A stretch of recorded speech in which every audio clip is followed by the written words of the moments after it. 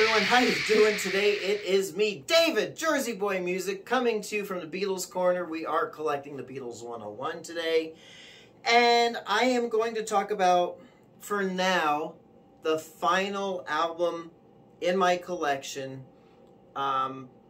compilation album from 1982. It's the Beatles 20 Greatest Hits, American version. And I say that because the song selection was based off the Billboard charts here in the United States. In Britain, they had different songs that were released as singles. These are all singles, not all the singles, but the songs on here were released as singles here in the United States. So, there you are. Different singles than maybe what was released in the United Kingdom. Like, for example, Yesterday was never released in the United Kingdom as a single. 8 Days a Week was not as well. So those two songs are on here. Any others? The Long and Winding Road was not released as a single in Britain either, I think. Yeah. Anyway, last video talked about the Beatles' Real Music album, which was released March 22nd, 1982. Why am I wagging my finger? I don't know.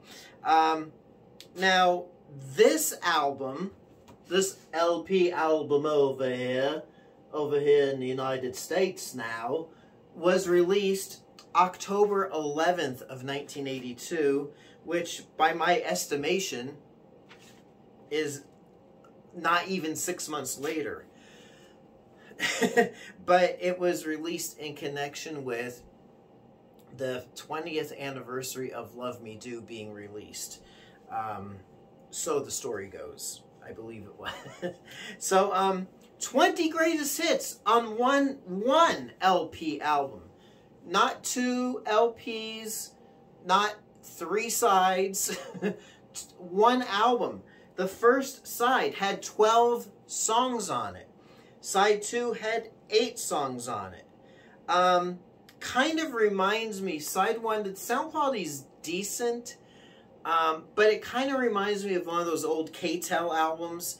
If you are old enough, you are my age or around my age, I'm pushing 60 over here, you'll remember those K-Tel albums from the 70s and 80s where they would pack like 20 songs, 20 hit songs on one album. And to pack those 20 songs on one album, they'd have to kind of shorten the songs and edit them and kind of work them so they didn't sound, they were not audiophile quality, but still cool. I got a collection of those too. I pull one out every so often to give a listen, just to relive the glory days of the 70s and 80s. 20 big songs for one low price. Anyway, I'm digressing. I'm going to probably get some comments about me just rambling. But, interestingly, all the songs on this album, all of them, every last one of them, appeared on the 1962 to 1966 and 1967 to 1970 Red and Blue compilation albums 9 years earlier. Every last one of these songs. There are some differences in editing. For example, Hey Jude is shortened to 5 minutes or so. The song mixes are the non-Dave Dexterized mixes, so they're more, sounds like Capitol got fresh mixes from Abbey Road Studios. Now, to add insult to injury, well, as far as the mixes, I Want to Hold Your Hand and I Feel Fine are in true stereo for the first time here in the U.S. Help does not have that pseudo James Bond intro that we all know and love here in the United States as well, for my age bracket. Here's the song listing. 20 big songs on one album. She Loves You, Love Me Do, I Want to Hold Your Hand, Can't Buy Me Love, A Hard Day's Night, I Feel Fine, 8 Days a Week, Ticket to Ride, Help, Yesterday, We Can Work It Out, Paperback Writer, Side 2, Penny Lane, All You Need Is Love, Hello Goodbye, Hey Jude, Get Back, Come Together, Let It Be, Long and Winding Road. There's your 20 songs. If you don't believe me, just check online. Now, like I said, all those songs are on the Red and Blue albums. In addition, 6 months earlier, not even 6 months earlier, on the Real Music album, A Hard Day's Night, Can't Buy Me Love, Ticket to Ride, Help, All You Need Is Love, Let It Be, Long and Winding Road, all appeared on that Real Music album. 5.5 months later, we're getting them again. That's why in my previous video, I'm going to assume EMI knew that they were going to do a 20 greatest hits album. So why not put some of my suggestions in my previous video on the Real Music, like do some subbing.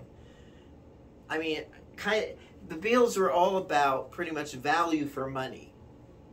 You know, these songs were, oh my goodness gracious. You know, and then The Long and Winding Road appeared on 67 to 70, Love Songs, Real Music, and now this album. You know, kind of stupid. Anyway. Don't get me started. Don't get me started. Anywho. It is a decent album. If you can see the logo, it makes it look like it's a cutout, die cut cutout. The inner sleeve is really cool. It kind of goes backwards in time from top to bottom. You've got the Beatles in their solo period, and then gradually going back, you know, the Let It Be, Abbey Road period, Help, 1965, you know, 66. So it's a pretty cool inner sleeve. But again, it's not an album I tend to pick up. And I am glad that 1987, basically Apple Corps, let's just say Apple Corps, Apple Records, the Beatles, the powers that be decided to kind of like do a reboot on everything. Let's get rid of the worldwide discography. Let's get rid of these compilation albums, except for the Red and Blue albums, which came along a few years later.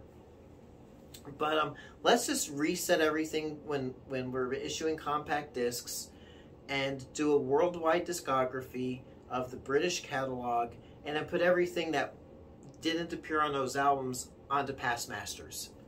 Smart move, eliminating all these compilation albums. There was one more, I think, came out after this called or it may have been before, the Beatles Ballads, which to me was just a truncated version of Love Songs. I never bought it. I hated the cover. One of these days I might get it so I can review it, but I am in no rush to do so. So this, if you're a diehard, you want a complete pre-87 discography, yeah, I would buy it, but I don't really recommend it unless you want some different mixes that weren't available. I don't know. See, so, and there's a note on the back. All 20 songs reached the #1 position on the pop singles charts as compiled by Billboard magazine. So, there you go. Don't know what else to tell you on that. I think for this video, this is like maybe the 3rd time I've ever listened to this album. Still in shrink wrap. Yeah, there you go. Pretty neat, but seldom, hardly ever played. So there you go. I think that's all I got to say about the Beatles' 20 greatest hits. And at this point, I'll say it again, this whole compilation album thing had gotten so long in the tooth. Whereas me, David Elliott, diehard Beatlemaniac, was kind of done with buying Beatles compilation albums at this point in time. Because it was just becoming a cash cow. It was just, they were in it for them. All they need was cash. So, I'll leave it there. All right, all right. So until next time, it's me, David, Jersey Boy Music. If you are looking for vintage vinyl, please check me out at jerseyboymusic.net. It takes you to my eBay store. I might have something there that you're looking for. Got a couple of Beatles things up. Got a lot of non-Beatles stuff up. So, till next time, I'll catch you on the flip side. Thank you so much for watching.